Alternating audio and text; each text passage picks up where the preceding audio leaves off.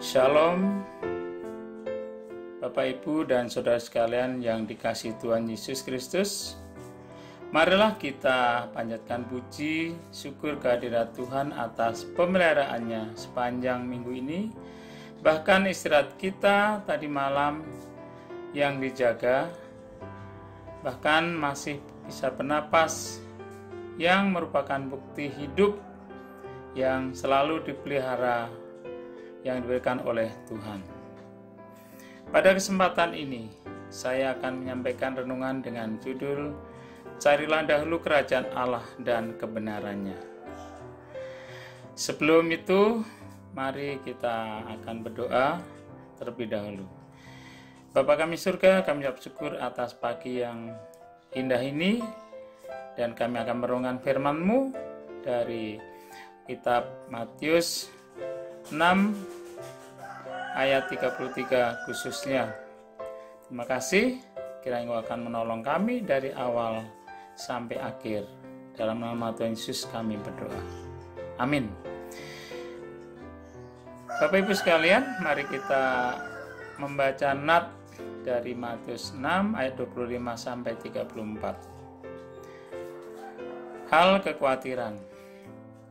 Karena itu aku berkata kepadamu, janganlah khawatir akan hidupmu, akan apa yang hendak kamu makan atau minum, dan janganlah khawatir pula akan tubuhmu, akan apa yang hendak kamu pakai.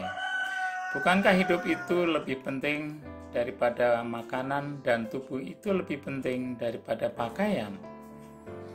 Pandanglah burung-burung di langit yang tidak menabur dan tidak menuai dan tidak mengumpulkan bekal dalam lumbung, namun diberikan makan oleh Bapamu yang di surga. Bukankah kamu jauh melebihi burung-burung itu? Siapakah di antara kamu yang karena kekhawatirannya dapat menambahkan sehasta saja pada jalan hidupnya? Dan mengapa kamu khawatir akan pakaian? Perhatikanlah bunga bakung di ladang, yang tumbuh tanpa bekerja dan tanpa memintal. Namun aku berkata kepadamu, Salomo dalam segala kemegahannya pun tidak berpakaian seindah salah satu dari bunga itu. Jadi, jika demikian Allah mendandani rumput di ladang, yang hari ini ada dan besok dibuang ke dalam api, tidaklah Ia akan terlebih lagi mendandani kamu, hai orang yang kurang percaya. Sebab itu janganlah kamu khawatir tentang dan berkata, apakah yang akan kami makan, apakah yang akan kami minum, apakah yang akan kami pakai? Semua itu dicari bangsa-bangsa yang tidak mengenal Allah. Akan tetapi Bapamu yang di surga tahu bahwa kamu memerlukan semuanya itu. Tetapi carilah dahulu kerajaan Allah dan kebenarannya, maka semuanya itu akan ditambahkan kepadamu. Sebab itu janganlah kamu khawatir akan hari besok, karena hari besok mempunyai kesusahannya sendiri. Kesusahan sehari cukuplah untuk sehari. Bapak Ibu Saudara sekalian, kami setelah membaca ayat tersebut, saya akan fokus pada ayat 33 dari Matius 6 tersebut. Apakah maksud ayat ini? Mari kita merenungkan bersama. Bapak-bapak serta ibu, serta saudara sekalian yang terkasih, juga dalam Kolose 3 ayat 4, apabila Kristus adalah hidup kita, menyatakan diri kelak, kamu pun akan menyatakan diri bersama dengan Dia dalam kemuliaannya. Jika ingin menempatkan Tuhan Yesus menjadi pusat dalam hidup kita, maka kita harus mencari kerajaannya setiap hari. Mencari kerajaan Allah berarti kita menempatkan apa yang menjadi kehendak Tuhan dalam hidup kita menjadi prioritas yang utama, yaitu Tuhan dan kebenaran firman-Nya. Contoh yang mencari kerajaan Allah yaitu mengutamakan Tuhan seperti membaca firman, melakukan kehendak-Nya, memberitakan firman, kabar baik Yesus, memuji dan memuliakan dalam ibadahnya, dan lainnya. Kita harus berkomitmen, konsekuen, konsisten untuk mencari kehendak Tuhan di sepanjang hidup kita. Kita juga harus melakukan firman Tuhan di sepanjang hidup kita, agar kita melihat kemuliaan Tuhan menjalani kehidupan bersama dengan Tuhan Yesus. Mencari kerajaan Allah, sekali lagi, berarti kita melakukan seluruh bagian kebenaran firman dalam hidup kita, sampai kita menyadari bahwa kita tidak bisa lepas dari kebenaran firman Tuhan. Bapak-bapak, ibu-ibu, serta saudara sekalian yang dikasihi oleh Tuhan, kita harus mendapatkan apa yang Tuhan kehendaki bagi kita, mendatangkan damai, sejahtera, kesukaan, kelimpahan, kelepasan, pengampunan, kesembuhan, sukacita. Karena itu yang disediakan oleh kerajaan Allah yang datang ke bumi dalam hidup kita. Tuhan menyediakan jalan hidup bagi kita sesuai dengan kehendak-Nya, sesuai dengan firman yang diucapkannya. Seperti yang kami kutip dari Yesaya 55 ayat 8 sampai 9. Sebab rancanganku bukan rancanganmu, dan jalanmu bukan jalanku. Demikianlah firman Tuhan, seperti tingginya langit dari bumi, demikianlah tingginya jalanku dari jalanmu, dan rancanganku dari rancanganmu. Mencari kerajaan Allah berarti kita masuk dalam jalan-jalannya Tuhan, masuk dalam rancangannya Tuhan, masuk dalam perbuatan Tuhan yang ajaib, masuk dalam kemurahan Tuhan yang luar biasa. Dan kita tidak akan menyimpang dari kebenaran firman Tuhan. Jika kita mencari kerajaan Allah setiap hari, maka rancangan Tuhan untuk kita setiap hari Tuhan akan genapi. Jika kita berdoa dan meminta pada Tuhan, maka Tuhan akan menjawab doa kita. Tuhan akan memberikan apa yang Dia sediakan di surga bagi kita.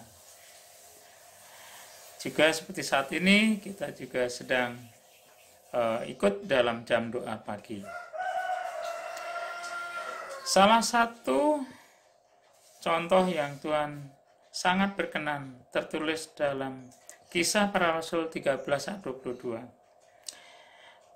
Seperti ini. Setelah Saul disingkirkan, Allah mengangkat Daud menjadi raja mereka. Tentang Daud, Allah telah menyatakan, Aku telah mendapat Daud bin Isai, seorang yang berkenan di hatiku dan yang melakukan segala kehendakku. Dalam ayat ini, Daud bin Isai merupakan tokoh yang senang dan dalam perkenanannya Tuhan. Waktu kita mencari kerajaan Allah, berarti kita melakukan tepat yang Tuhan kehendaki. Ia menyelesaikan seluruh kehendak-Nya dalam hidup kita, melakukan segala pekerjaan baik yang harus kita selesaikan dalam kasih karunia Yesus Kristus. Mencari kerajaan Allah berarti kita melakukan kehendak Bapa, dan Tuhan pasti memberi kita kekuatan untuk dapat melakukan seluruh kehendak-Nya dalam hidup kita, baik dalam keluarga, pekerjaan, dan pelayanan, dimanapun kita berada, seperti di lingkungan kita, tempat tinggal, juga di kantor, tempat usaha, atau wirausaha, bahkan pula di gereja kita.